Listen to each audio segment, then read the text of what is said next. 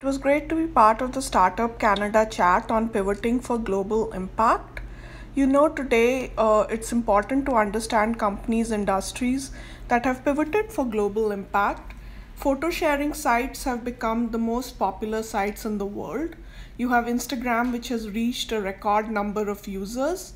There is also a lot of emphasis on companies such as YouTube, which reached a big scale because of the identity fraud that is run by many countries and companies. You do know that in countries such as Korea, which is Incheon Airport, they try to do some regular airport screening so that they can give you drugs and they can change your facial recognition and they can delete your DNA. Also, China is a country where you have Russian Chinese military that works, and they're reputed to give you drugs that can change your DNA, that can change your blood profile, that can change your status, they can change your race, and they can try to delete your passport and visa. So if you have a British passport and a green card, they can do some kind of a health scam, give you drugs so that you are removed from the list of British passport and green card. Today, there is a lot of companies that have come in which actually allow you to have a video resume.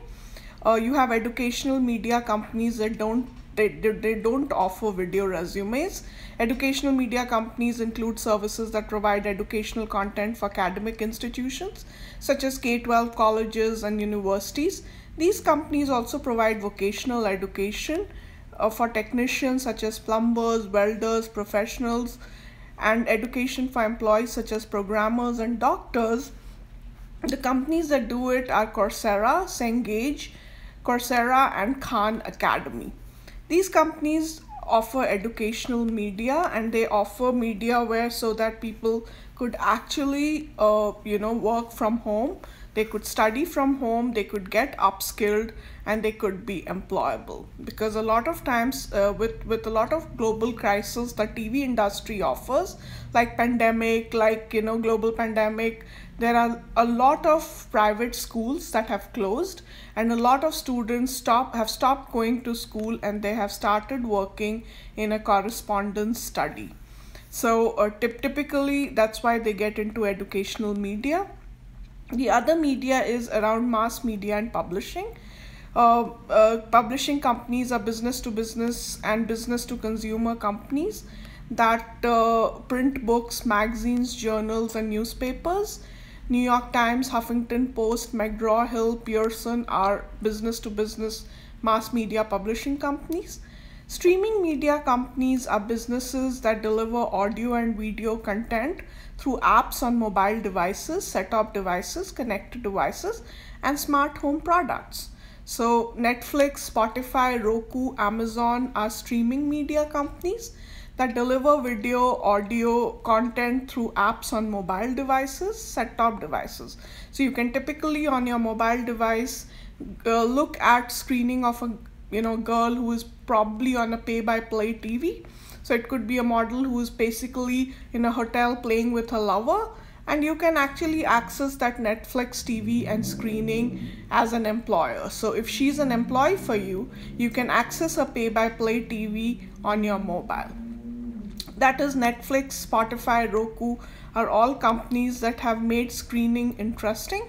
But at the same time, you have to understand if the screening is helping in your immigration or it is hurting you. The other thing, and it also depends in terms of what's the story that their people are doing, because there are a lot of criminals who put bounty on people's faces and then they try to hurt their screening so that their status, their immigration records, their profiles are downgraded and they become a character which they are not. So at the end of the day, there are various media companies that are there.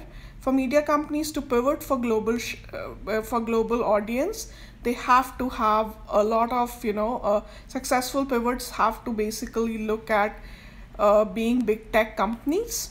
I actually trained a lot of entrepreneurs to pivot for global resilience and to become global companies. Few of the successful pivots of all time include the famous big tech companies such as YouTube, A company such as YouTube was launched to promote a mission that was very different from the course it took a few years later. Always nice to reference the story of Instagram as shared by investors on Investopedia that talks of the reason why Instagram became a photo sharing site. The direction was not ethical. They needed to course correct and engage in sticking to their core strengths. Entrepreneurs must be ready to pivot to, making videos, to making visuals, to understanding new products, new offering, and new markets to gain traction. Instagram stories captured well by investor websites. Also, it's good to focus on core offering that they offer so that you pivot for global impact. So when you look at the story of YouTube, when you look at the story of YouTube is a company that was acquired by Google. When you look at Instagram that works with Facebook, these are photo sharing sites. They're maybe, their mission is not ethical, but they do bring innovative formats of screening so that people could recognize, profiles. The reason why photo sharing websites has been so popular because there had been a data and ID management issues that had happened, and there was a lot of privacy breach that did happen on when it came to airport media, when it came to retail media and other media. Because of the data privacy breach that happened in airport media and retail media, it became important that to uphold your privacy laws and especially follow the EU guidelines. You could not get into any media that was racist. You couldn't get into a media which is changing the data subject and which is identifying with your personal information and then trying to make you something that you're not. So in order to frame a person as a 60-year-old, a retail media could also give drugs so that that person looks 60-year-old and does not look exactly the age they are. Also one has to look at what a pseudonymous data is. I did talk in our training module in terms of how data can be pseudonymous. So personal, it's not important to know the data, it's important to know the story behind the data, and it's also important to know the context in which countries such as Korea, such as China, such as Russian Chinese military kill the screening of real people because, and for military purposes, I'm not interested in that because I've clearly not been in military. I brought civic laws to the world. I definitely feel that they do that YouTube and Instagram has a role to play to make photo sharing an important part of a lot of people who are drugged for reasons that you don't know, so that their profiles are changed. When you see a lot of pseudonymous data, you realize that when you actually look at the data breach incidents that happen, and out of million security breach incidents that happen worldwide, you understand that personal data that cannot be tied to a specific subject without additional information that's stored separately with technological measures to ensure the data is not combined with that additional information. So when Marie Dubois visits the Grand Bank website portal hosted on Experience Cloud to learn more about the mortgage process, if there is a bounty put on Marie's face, then the system records the IP address in hashed form and links to the pages that Marie views. The hashed IP address is considered pseudonymous data. What they do is that through the mobile IP address, they try to put some bounty on her face so that when she goes out, those people come to her and they say that, it is not you, it is somebody else that we want to talk to.